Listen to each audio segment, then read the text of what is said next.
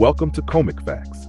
Today we're diving into Blade, the 1998 vampire hunter film that brought anti-heroes, gothic style, and darker R-rated comic adaptations to the big screen.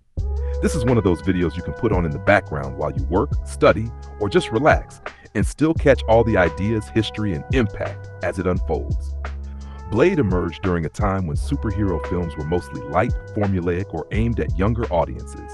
It challenged that notion, bringing a character rooted in moral ambiguity, relentless discipline, and personal trauma to theaters worldwide, and setting the stage for the darker, grittier comic book films that followed.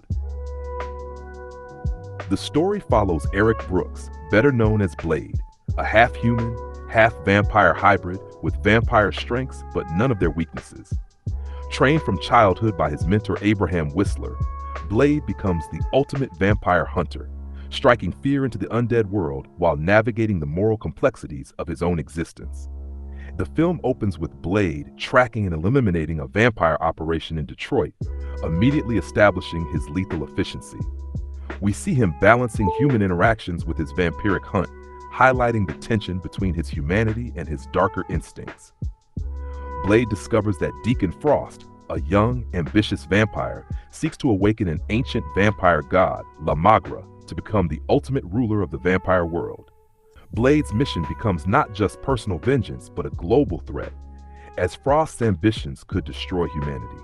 Alongside Whistler and a doctor helping him manage his blood cravings, Blade faces numerous battles, ambushes, and moral dilemmas. Each encounter tests his physical and ethical limits, culminating in a final confrontation where Blade must stop Frost before La Magra can be resurrected. The film's narrative is straightforward in terms of structure, but it's the details, Blade's combat style, Whistler's gadgets, the vampire hierarchy, and Frost's obsession with power that elevate the story and make it compelling.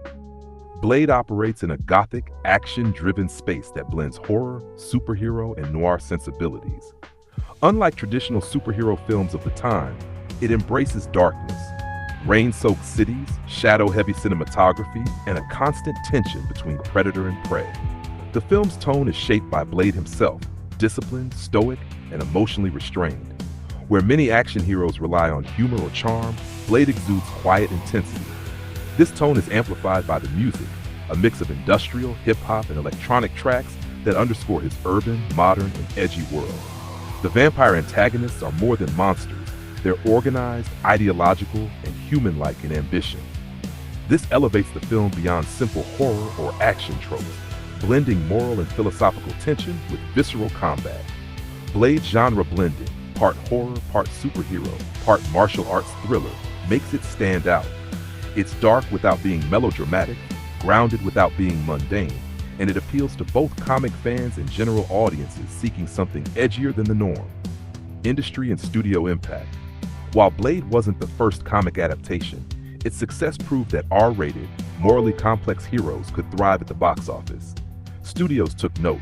Audiences were willing to engage with darker stories, anti-heroes, and more stylized visuals. It also influenced casting and representation. Wesley Snipes brought a strong, charismatic presence to a black superhero role, long before the Marvel Cinematic Universe's focus on diversity. Blade opened doors for more inclusive storytelling in superhero cinema.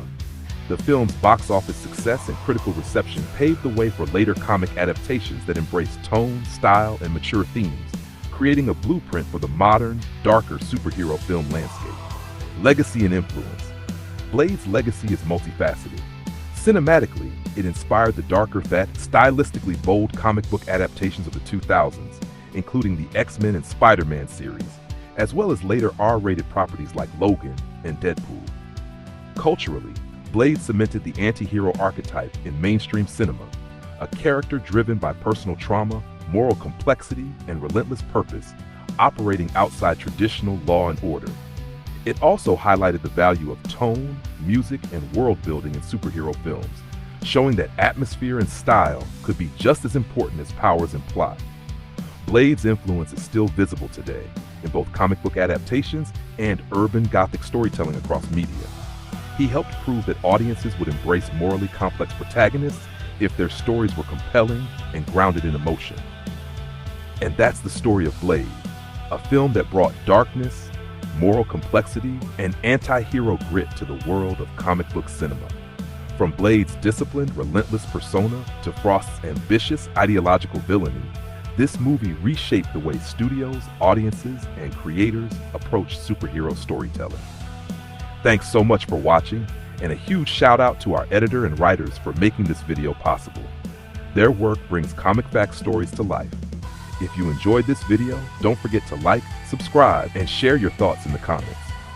And remember, the world of comic book heroes, anti-heroes, and morally complex stories is always evolving, and Comic Facts will be here to explore every twist, turn, and evolution with you.